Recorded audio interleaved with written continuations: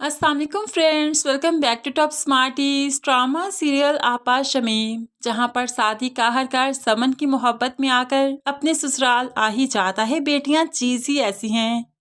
अब यहाँ पर आया तो ससुर कहने लगा कि बेटियां चीज ही ऐसी हैं जिनके बगैर नहीं जिया जा सकता। देखो ना, तुम भी तो बेटी की मोहब्बत में आ ही गए। लेकिन यहाँ पर तो सादी की नजरें सिर्फ समन को ढूंढ रही थी।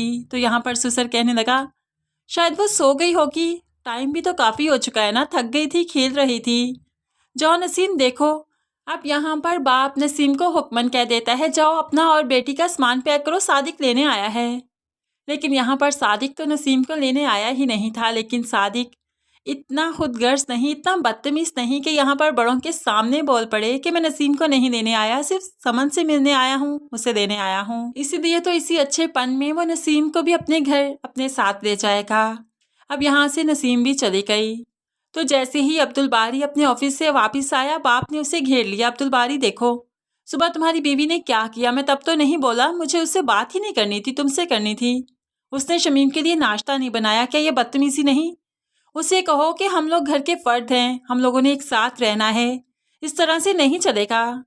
अब्दुल बारी भी समझाने की कोशिश करता है कि आपा शमीम भी तो कशफ से बदतमीजी करती है, हर वक्त उसे अदालत में कटहरे में खड़ा रखती हैं, ये भी तो गलत चीज़ है। लेकिन यहाँ पर बाप शमीम के खिलाफ तो कोई बात नहीं सुनेगा। बेटी और बहू में इतना फर्क तो वो ज़रूर रखता है कि इंसाफ या सच का साथ नहीं देता, सिर्फ बेटी का साथ देता है। और वैसे भी हमारे माशरे में, बल्कि दुनिया में हर जगह पर एक तरफ बेटी है या बहू तो सिर्फ बेटी की बात पर यकीन किया जाता है, उसे सच माना जाता है, बेशक वो गलत ही क्यों ना हो। तो फिर ये बाप भी तो ऐसा ही करेगा। अगर अपने घर आ जाता है तो यहाँ पर माँ भड़कने लगी, तुम यहाँ पर आ गए, अगर तुम्हारे बाप को पता चल गया ना तो तुम्हें खड़े खड़े इस घर से भी निकाल देगा, इसलिए तुम अभी यहाँ से चले जाओ, वो बहुत गुस्से में है। वैसे भी तुम्हारी बीवी से तुम्हें पता तो चल ही गया कि वो घर भी वो खाली करवा लेंगे। तो रज़ा जानता है कि अपने माँ बाप को आखिर उसने मनाना कैसे है, क्योंकि माँ बाप रज़ा के बच्चे के हाथ देख रहे थे। सायरा जो प्रेग्नेंट नहीं हुई, अभी इसे औलाद नहीं दे सकी थी, इसलिए वो लोग तो तड़प रहे हैं कि रज़ा के बच्चे उनकी गोद में आकर खेलें। इसी चीज़ का रज़ा फ़ायदा उठाता है और कहने लगा, माँ मैं अपनी वजह से परेशान नहीं हूँ, शुमाइला की वजह से हूँ। मैं इस हालत में भला उसे कहाँ लेकर जाऊँगा, मेरा तो अपना कोई ठिकाना नहीं।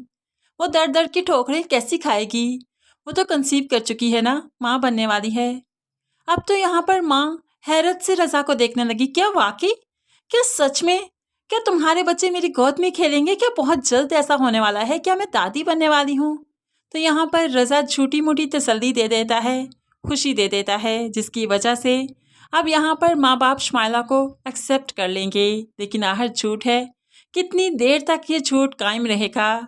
आखिरकार सच को झूठ पर गालिब तो आना ही है। अब माँ बाप को वक्ती खुशी देखकर रज़ा माँ बाप के साथ आकर रहने लगेगा। शुमाइला भी यहीं पर आकर रहना शुरू कर देगी, जहाँ पर आहिस्ता ही आहिस्ता सच सबके सामने आ जाएगा कि शुमाइला कभी प्रेग्नेंट थी ही नहीं।